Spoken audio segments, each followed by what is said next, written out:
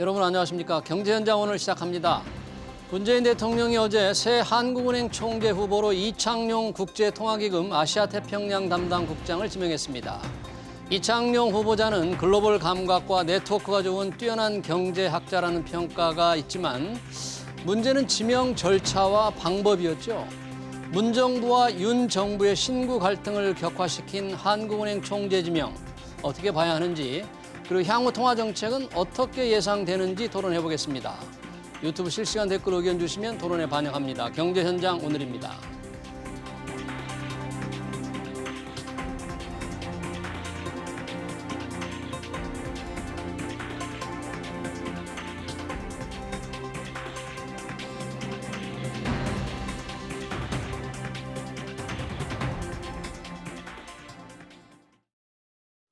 네, 새 한은 총재 후보자 관련 토론회에서 두 분 모셨습니다. 신세돈 숙명여대 경제학부 명예교수, 그리고 서지용 상명대 경영학과 교수입니다. 두 분 어서 오십시오. 네, 반갑습니다. 네. 자, 새로운 한국은행 총재. 역대 한국은행 총재 지명 중에서 언론에 가장 관심을 좀 끌고 있는 것 같은 느낌이 듭니다. 신 교수님, 이창용 후보자 딱 들으셨을 때 워낙에 경제학계 아시는 분도 많고 그러니까 어떤 느낌이 들었습니까? 처음 딱 그 언론에 보도될 때? 뭐 그런 이야기가 언론에 보도되기 전에 예. 한국은행 쪽에서 네. 이창용 씨가 내정됐다더라라는 이야기가 한 일주일 전인가 제가 들었어요. 그랬어요. 그래서 그러겠는가? 이 분명히 당선인 쪽하고도 교감이 있어야 할 텐데 하는 생각이 들어서 어쨌든 뭐 그랬는데 딱 발표를 이제 청와대에서 하니까 네. 아, 그 말이 맞았구나 이제 그런 걸 확인을 했고요. 네, 네. 그다음에 이제 적절한가? 그러니까 청와대 발표는 이제 그분의 스펙을 보면 네. 뭐 서울대 경제학과 교수도 하셨고 네. 그다음에 뭐 그 금융위 부위원장도 하셨고 그다음에 ADB에 또 연구원으로도 계셨고 IMF 아시아태평양국 국장도 하셨으니까 스펙은 매우 화려해요. 화려한데 한국은행의 업무를 제대로 수행할 수 있는가 하는 그 부분에 관해서는 저는 그동안의 입장이나 또는 이제 그동안의 업적이 저는 분명하지 않다. 그래서 제가 만약에 청와대에 있었다고 하면 네. 아, 이 사람이 훌륭한 분이다 이렇게 이야기할 게 아니고 이분이 2008년도 금융위 부위원장으로 있을 때 어떤 주장을 했고 그다음에 평소 학교 계셨을 때는 한은의 업무에 관해서 이런 논문을 냈고 이런 것을 봤을 때 예. 앞으로 한국은행의 책무를 잘 수행할 뿐이다.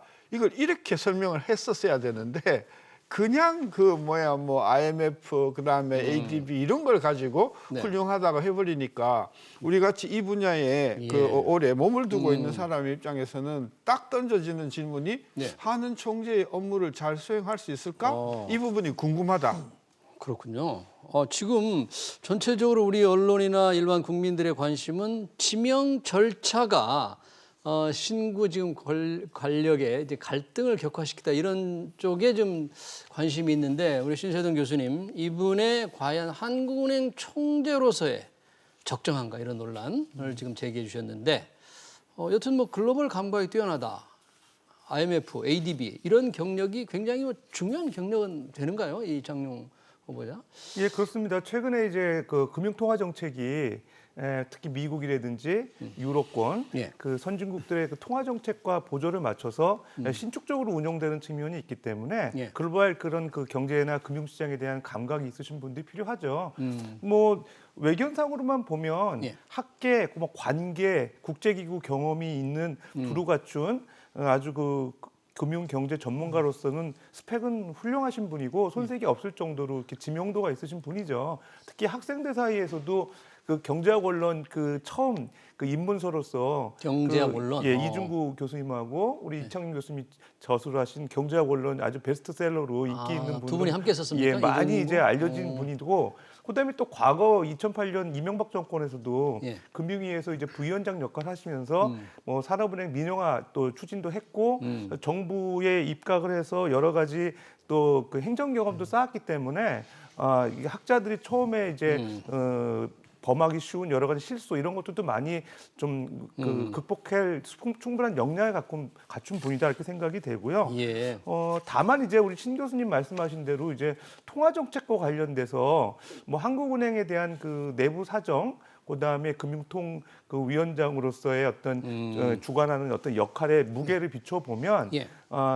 이쪽 경험은 이제 많지 않으신 것 같아요. 그래서 그런 점은 조금 아쉽지만 그래도 뭐 전체적으로는 훌륭하신 분이다 이렇게 평가됩니다. 근데 네.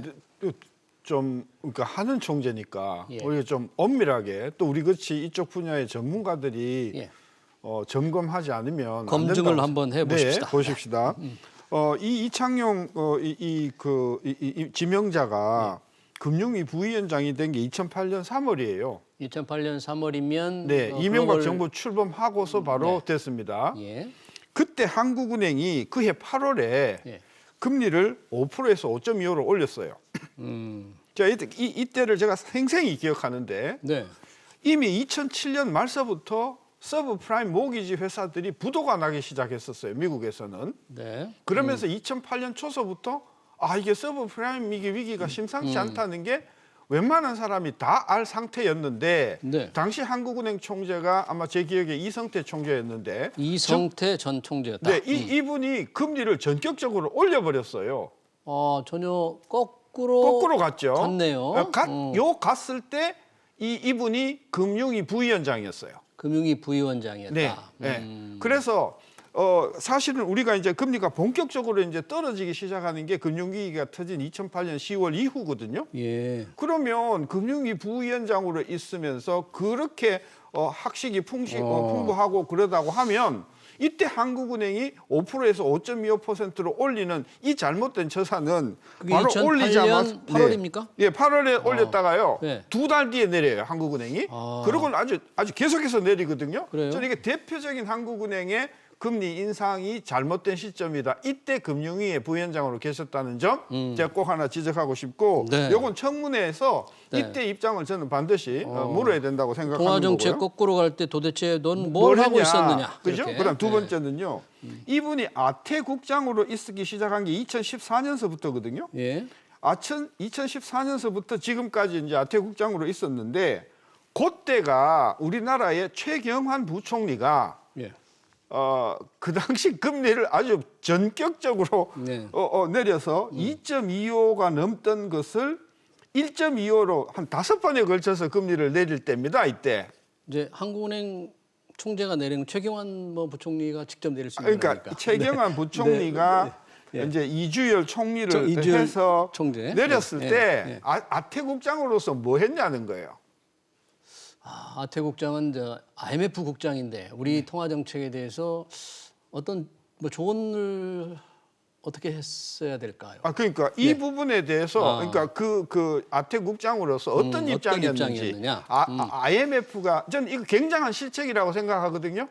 금리를 그렇게 박근혜 정부에서 이렇게 낮춘 게 실책인데 왜냐하면 이주열 총재 그러고 나서 부동산 투기가 일어나고 물가 불안에 말하자면 이게 단초를 제공한 이 정책 실패의 대표적인 그러니까 이주열 총재의 전방위적인 이자 하락에 이게 단초가 된 것인데 이때 이제 이창용 그 국장께서는 IMF로서 그렇죠? 그리고 불과 6년 전에 그 뭡니까 이 금융 위기를 수습하기 위해서 우리가 뭐 수합도 하고 막 그러던 상황이었는데 분명히 이 당시에 저는 한국의 그 어떤 이런 통화 정책, 금융 정책에 대해서 판단이 있었어야 될 텐데 제가 그것까지는 제가 조사를 못 하고 들어왔어요. 아마도 이창용 당시 국장, 지금 국장입니다만 2014년 이후에 언론 인터뷰 등을 조금 했을 것 같고 강연도 있을 것 같았으니까.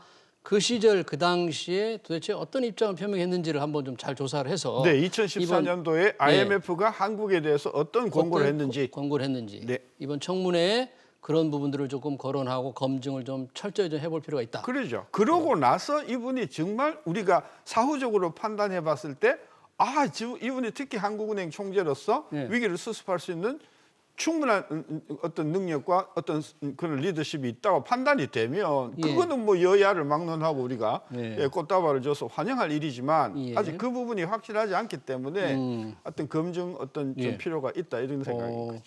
서주영 교수님, 지금 이제 이창용 후보자, 한국은행 총재 후보자의 정책에 관해서 좀 이런 검증의 필요성이 있는 부분 이렇게 제시해 주셨는데 어떻게 교수님 어떻게 판단을 하십니까? 예, 뭐 맞습니다. 이제 각종 언론이라든가 그 동안에 기회 있을 때마다 발언하신 내용들을 간접적으로 추정해 보면 예. 이분이 이제 시장 친화적인 성격을 갖고 계신 분인 것 같아요. 네. 정부가 직접적으로 재정을 확대하고 정부가 이런 그 경제 발전에 직접적으로 그 역할을 많이 하는 것들보다는 예. 민간 부분에서 경제를 견인해야 된다. 그다음에 이제 고령화가 이제 진행되다 보니까 네. 지나치게 이제 복지 쪽 예산을 확대하면서 경제 동력이 좀 주춤해지는 예. 그런 쪽보다는 이제 성장 동력에다 좀 민간 부분의 역할을 맡기고 네. 정부는 가급적이면 이제 복지나 이런 쪽에 좀 지원하는 거를 좀 역할을 해야 된다 이렇게 구분하고 있거든요. 그러니까 네. 일반적으로 보면 그 흔히 이제 이분이 이제 또 서울대학교의 정운찬 그 전 교수님 그 제자라고도 알려졌고 그래서 정운찬 교수님 같은 경우 이제 케인지안이라고 해서 정부의 역할을 강조하시는 분인데 이분은 또 그 스탠스는 그런 것 같지 않아요. 그래서 결론적으로 보면 시장 친화적이고 뭐 민간 자유를 중심으로 하는 것 같아요. 근데 이런 재정 정책이나 경제 정책 전반에 대한 기조는 알려져 있는데 네. 통화 정책에 대해서는 잘 발표가 되지 않았던 것 같아요. 예. 그런 측면에서 검증이 좀 필요하고 특히 요즘 같은 경우는 뭐 어떤 분이 통화 그 금통위원이라든지 위원장을 하시더라도 예. 그 상당히 긴축적인 기조로 물가 안정에 그 심혈을 기울여야 될 때거든요. 그런 측면에서 과연 이분의 그 기조가 예. 소위 말해서 비둘기파냐, 뭐 매파냐 이런 데 관심을 갖는 분이 꽤 많더라고요.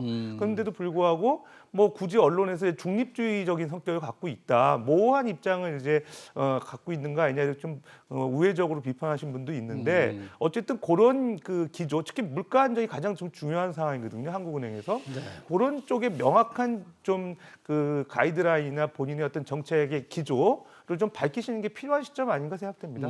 지금 현재로서 이창용 후보자의 통화 정책에 대한 분명한 생각은 아직 드러나는 게 별로 없는데 신세동 교수님, 이창용 후보자가 그래도 지명되고 나서 한국은행 기자실에 보낸 공식적인 메시지가 뭐 좀 의미가 있는 메시지입니까? 성장, 물가, 금융 안정을 어떻게 균형 있게 고려하면서 통화 정책을 운영해 나갈지 치열하게 고민하겠다. 어떤 메시지입니까? 이거는? 만약에 하는과 익숙한 사람이라면 예. 제일 먼저 물가를 집어넣어야죠. 아, 물가를 제일 먼저 했어야 그럼요. 되는데. 예, 그리고 원래는 이제 그 물가였다가 이게 물가 성장으로 바뀌었다가 예. 이제 물가 성장, 금융 안정 이 세 가지가 이렇게 늘어났는데 예. 그런 면에서는 이제 충분히 왜 물가가 제일 먼저 나오지 않고 성장이 먼저 성장 나오는가? 물가 순으로 했어요. 이게 네. 이제 단순 실순과 아니면 계산된 어떤 의도가 있는가 예. 궁금하긴 한데 예. 뭐 한국은행과 관련이 있는 사람이라고 하면 늘 뭐 지적하는 게 그 세 가지니까 예. 새로울 것은 하나도 없다. 저는 그렇게 봐요. 네. 또 이제 그 물론 어떻게 보면 또 당연한 얘기지만 국내 인플레 상황과 경기 리스크를 동시에 이게 주목해야 된다. 한편은 뭐 인플레도 잡아야 되고 경기가 둔화될 가능성도 좀 막아야 되고 이것도 좀 당연한 얘기로 봐야 됩니까? 아니면 혹시 이 이창용 후보자의 무슨 색깔이 좀 나온다 이렇게 봐야 되는가요? 글쎄요, 한국은행 입장에서만 보면 독립적인 통화기관이기 때문에 물가 안정에 방점을 둬야겠죠. 정부 또 뭐 기재부라든지 네. 뭐 금융위라든지 정부의 금융 정책이나 경제 정책의 전반의 성장에 초점 맞추고 있다 그러면은 예. 사실 이제 한국은행 같은 경우 물가 안정이 가장 우선 순위가 돼야 되는 거고요. 예. 물론 이제 그 한국은행과 또 다음에 이제 그 금융당국, 그다음에 정부, 기재부 이런 쪽에 그 조화를 이루는 게 가장 중요하죠. 그럼에도 불구하고 좀 고유한 금통위원회의 색깔이 좀 필요한 부분이 있어요. 네. 그러니까 지금 아까 신 교수님 말씀하셨다시피 과거에 이성태 총재 그 한국은행 계실 때는 전형적인 매파 성격을 많이 보였던 분이고 그 이후에 사실 좀 정부 친화적인 그 한국은행 총재가 많이 오시면서 정부의 좀 눈치를 보는 예. 그런 그 통화 정책을 좀 시행했던 좀 비판들이 있거든요. 네. 그러니까 독립기관으로 봤을 때는 물가 안정에 초점을 둬야 되고 네. 지금 사실 아쉬웠던 게 이주열 총재 같은 경우 작년에 2003년에 이제 그 금통위를 열어서 그 0.5% 포인트 그 빅스텝 금리를 인하했거든요. 아, 그 2021년 3월. 예, 네. 2021년 3월에. 2020년 3월을 네. 기억하고 있습니다. 네, 2020년 2020년 3월. 3월에. 네. 그랬다가 이제 최근 들어서 지난해죠. 지난해 다시 11월 달부터 기준금리를 0.25% 포인트씩 올려서 지금 현재 이제 1.25%까지 이제 다시 그렇죠. 원상 돌아갔잖아요. 네. 근데 그 일부에서는 이주열 총재에 대한 그 비판의 목소리 중에서 예. 작년 그 상반기 이후부터 계속 물가가 오르는 양상이었고 예. 특히 10월에는 3%대가 지금 그 물가 상승률이 오르면서 예. 현재까지 계속 3%대 이상 유지가 되고 있거든요. 그러면 한국은행의 타겟 레이트가 지금 2% 아닙니까? 네. 그러면은 2% 이상 오르기 전에 뭔가 물가 안정을 위한 금통위의 어떤 정책이 나왔어야 되는데 실기했다는 측면이 있어요. 그러니까 결과적으로는 지금 신임 이창용 지명자 네. 같은 경우도 물가 안정을 해서 어떻게 선제적으로 그 금융 정책, 네. 통화 정책의 필지에 대한 본인의 어떤 보관들이 분명히 있으실 텐데 네. 그런 그 기조를 가지고 좀 그 강한 추진력을 보이는 게 좀 가장 중요하지 않을까 생각됩니다. 네. 근데 제가 오늘 이 출연 준비하면서 예. 이창용 그 지명자의 발언을 쭉 살펴보는 가운데 네. 이제 정확하게 날짜는 기억 못 하는데 이런 말을 했어요. 네. 통화 정책이 성장에 너무 치우치면 안 된다. 음. 그러니까 통화 정책은 물가 안정에 방점을 둬야 된다. 이런 발언을 한 적이 있는 사람이거든요. 예. 그러니까 그런 관점에서 보면은 하는하고 전혀 상관없을 때는 그게 사실 정답이거든요. 저도 한국은행의 가장 중요한 책무는 물가다. 물가 안정이다. 그래서 물가 안정의 책임은 국방부에 있는 것도 아니고 검찰청에 있는 것도 아니고 오로지 한국은행만의 책임이고 예. 그와 곁들여서 양념으로 성장이나 금융 안정을 보는 것이다라고 봤을 때 네. 이분의 속셈은 저는 물가 안정이 한국은행의 가장 중요한 목표고 예.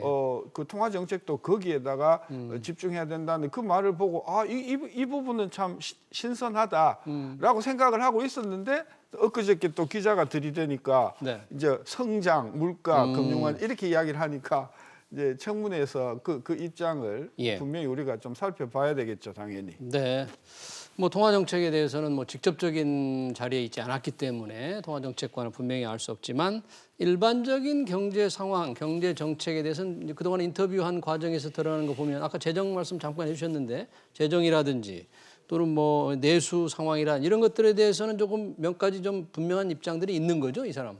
그렇습니다. 특히 이분이 이제 그 채권연구원 설립할 때 창립 멤버로 알려져 있기 때문에 채권연구원, 국고채 관리라든지 이런 그 금융시장에서의 이제 채권 운영과 관련된 노하우 이런 부분에 대해서 이제 좀 사실 정통하다고 많이 알려져 있어요. 그러니까 한국은행들 같은 경우 최근에 이제 그 국채 매입을 통해서 정부의 어떤 그 자금 조달을 지원을 해주고 있잖아요. 예. 그런 측면에서 보게 되면 또 금융위 부위원장 역할도 하셨기 때문에 정부의 어떤 자금 조달과 관련된 프로젝트에서 일정 부분 절묘한 어떤 묘수를 낼 수 있는 그런 역할을 할 거로는 기대가 됩니다. 그렇지만은 이제 통화 정책 측면에서 지금 그 좀 한 박자 빠른 그 물가를 잡는 그런 그 정책이 필요하다는 측면에서 보게 되면 자칫 그 친정부적인 스타일이 약간 그 뭐 정부의 어떤 눈치를 볼 수 있지 않을까 하는 또 우려도 있거든요. 네. 그러니까 항상 말씀드리는 거는 이제 한국은행 총재라고 하면 독립기관으로서 좀 어떤 소신을 가지고 독립적인 역할을 해야 되지 않을까 이렇게 또 좀 생각이 듭니다. 네. 독립적인 정책을 펼지에 관해서 그거 관련되는 건데 지금 이창용 후보자 지명을 놓고 뭐 문정부 다가오는 윤정부 간의 갈등이 워낙 큰데요. 지명 절차 교수님이 보시기에 누가 조금 더 잘못한 것 같습니까? 일단은 먼저 돌을 둔 쪽이 청와대니까 네. 분명히 먼저 잘못한 거죠. 청와대. 선수니까. 선수라서 먼저 잘못한 건데 저는 누가 잘했냐 잘못했냐 이게 중요한 게 아니고 정말 한국은행을 한국은행 총재를 잘 선임해서 뭐 다른 걸 몰라도 물가 안정을 이룰 수 있는 분이냐 예? 이게 중요한 건데 아까 우리가 지적하다가 빠뜨린 게 뭐냐면 이분이 그 IMF 아태국장으로 있으면서 뭔 일이 벌어졌냐 하면 우리나라 환율 조작국 감시 대상이 들어가는 소위 BHC 법이라고 2010 몇 년인가요? 미국이 이제 그 환율 조작국이라고 하는 제도를 이걸 발동해 가지고 감시를 하기 시작한 때가 이분이 아태국장으로 있을 때거든요. 우리가 감시 대상 국가가 된 건가요? 그러니까 요주의 국가. 요주의 국가. 환율 조작국은 아니지만 계속해서 지금 감시 대상국으로 있단 말이에요. 근데 이분이 IMF 출신이잖아요. 그러면 한국의 환율 정책에 대해서 굉장히 그 모니터링을 하던 입장이었단 말입니다. 근데 이분이 이제 하는 총재로 오게 되면 환율 관리, 환율 정책 이 부분에 대해서 어떤 정책을 취할까? 저는 너무 친 IMF 쪽으로 가면 결론은 환율 정책을 못 한다는 이야기가 될 가능성이 크지 않겠어요? 그런 면에서 환율, 외환 관리 이쪽에 있어서 어떤 그분의 입장도 조금 그 국가적인 차원에서 이익하고 상충될 가능성도 저는 있어 보인다는 거죠. IMF에서 있었기 때문에 환율 정책에 대해서 과연 미국이 감시를 할 때 과연 우리 입장을 어떻게 이제 지켜나갈 수 있을지. 후보 지명 절차에 관해서 서지원 교수님께 좀 여쭤보고 싶은 게 지금 국민의힘 그리고 당선자 측에서는 떠나가는 정부가 이 함께 일하는 총재를 지명하는 것은 바람직하지 않다. 윤석열 대통령 당선인이 공식적으로 얘기를 했고 또 김기현 국민의힘 원내대표는 실패한 경제 책임자의 총재 지명 상식이 안 맞다. 굉장히 어제 격한 발언을 했는데 이게 지금 아까 말씀하신 대로 우리 시 의원님 말씀대로 잘못된 겁니까? 먼저. 글쎄요, 이제 기술적인 인사에 좀 묘인데 지금 어떻게 보면 정권 말기잖아요. 그러면 이제 한국은행 그 총재 또 신임 총재가 그 출범하는 시점이 신정부와 같이 이렇게 공동 보조를 맞춰야 되는 또 그 시점인데 그거를 이제 그 임기 말에 지난 정권에서 이제 새로운 인물을 임명할 때는 참 조심스러워야 되지 않을까 생각이 되고 특히 이제 청와대에서는 국민의힘 쪽에서 이렇게 그 이창용 후보자에 대해서 동의를 받았다 이렇게 얘기는 하는데 중요한 거는 국민의힘에서 그렇지 않다고 하면 그렇지 않은 거죠 사실은. 그러니까 그분에 대해서 어떠냐 이렇게 물어봤을 때 뭐 좋은 분이다 정도 얘기한 거를 이제 추천이라고 하기에는 좀 모호한 입장인 것 같아요. 제가 봤을 때도. 그러니까 어쨌든 좀 아쉬웠던 거는 훌륭한 뭐 지명자고 또 역량이 되시는 분임에도 불구하고 이런 임명 절차에 좀 어떤 매끄럽지 못한 측면 때문에 이게 서로 이제 갈등의 소지가 생겨가지고 과연 이분이 이제 지명이 됐을 때에도 얼마나 역할을 할 수 있을지 상당히 좀 아쉬운 부분이 있거든요. 사실 국민의힘 당 관계자 아니면 윤석열 그 대통령 당선인과 좀 긴밀하게 협의를 해서 인사에 좀 만전을 기했으면 더 이런 문제가 생기지 않지 않았을까 하는 아쉬움이 있습니다. 이제 뭐 본격적으로 뭐 그러니까 윤석열 정부가 들어서면서 중책에 정말 훌륭한 분들이 이제 계속해서 임명이 될 텐데 이게 바람직한 프로세스는 이거예요. 뭘 잘못했냐 하면 보도에 따르면은 그 이모라는 사람이 장모라는 사람한테 이 사람 어때 그랬더니 그 사람 괜찮은 사람이죠. 그러고는 그 대변인이 말해버렸잖아요. 그렇겠다고 그랬죠. 이게 경솔한 거잖아요. 한국은행 총재 같은 중차대한 문제가 있으면 일단 청와대에서 내부에 결정이 됐다고 하면 이번에 뭡니까 윤석열 당선인 쪽에서도 정의 이모 분과가 있잖아요. 그러면 우리가 조사한 바에 따르면 이창용이라는 분이 몇 년에 이런 논문을 썼고 그다음에 금융위원장으로 있으면서 이렇게 했고 다 업적이 이러니 이분은 정말 한국은행의 훌륭한 사람이다라는 기초 자료를 내놓고 그다음에 이제 국민들이 모르는 가운데서 이 그 윤석열 당선인 쪽에 책임자하고 협의를 한 다음에 오케이 그러면은 이제 최종적으로 당선인의 재가를 받고 그러고 나서 그 청와대 대변인께서 양쪽에 협의한 결과 이분은 이러한 장점이 있기 때문에 이번에 하는 총재로 임명했습니다. 이러면 문제가 없을 거 아니에요. 네. 그런데 그거 다 없이 그냥 훌륭한 사람이다 그러니 우리 그치 금융을 35년 공부한 사람이 뭐가 훌륭하지? IMF 국장이면 훌륭한가? 네. IMF 국장이면 IMF에서 얼마나 높아요? 제가 그 보니까 IMF 국장이 35명이더라고요. 35명이나 돼요? 예. 그러니까 제일 높은 게 매니징 디렉터 최고. 그다음에 데퓨티 매니징 디렉터가 4명. 네. 그 5명이 수뇌부고 그러고 뭐 이제 아프리카부, 중동부, 동아시아 태평양부, 남미부, 유럽부 쫙 국장이 있거든요. 좀 문짝이 높은 분인 줄 알았는데 그렇게까지는 아니네요. 예. 그리고 저는 이제 그 IMF나 이런 IBRD가 기본적으로 그 미국이라고 하는 체제를 옹호하는 시스템이기 때문에 우리가 거기에서 일했다고 하는 것을 액면 그대로 우리 국익에 부합되는가는 저는 그러지 않은 경우가 많다고 봐요. 왜냐하면 제가 과거에 한국은행에 있을 때 IMF 사람들하고 말해보면 예. 진짜 한국을 너무 몰라요.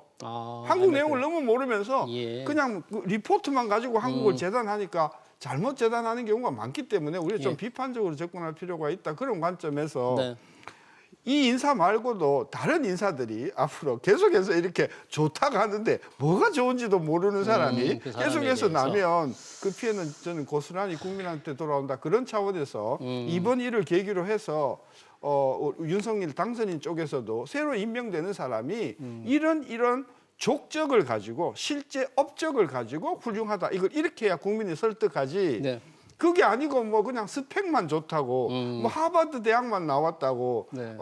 저는 그런 것은 정말 전 적폐에 가까운 것이라고 봐서 네. 우리 좀 신중하고 예. 좀 세밀할 필요가 있다. 이제 시청자의 댓글도 그런 게 있네요. 원래 경력이 화려한 사람이 실속은 없는 경우가 많음. 뭐 이창용 후보자를 지명한 건 아니지만 그렇죠, 그런 그렇죠. 네. 그 댓글도 하나 올라와 있는데 지금 실적을 봐야 된다 그러니까 아까 그 이창용 후보자가 이명박 정부 시절에 금융위 부위원장을 했을 때 산업은행의 민영화를 적극 추진했잖아요. 근데 결국은 실패로 돌아간 거죠. 그 과정은 어떻습니까, 혹시? 네. 예, 그러니까 2009년에 이제 산업은행의 어떤 그 기능을 민간 기능하고 그다음에 정책금융기능으로 이제 분리를 했어요.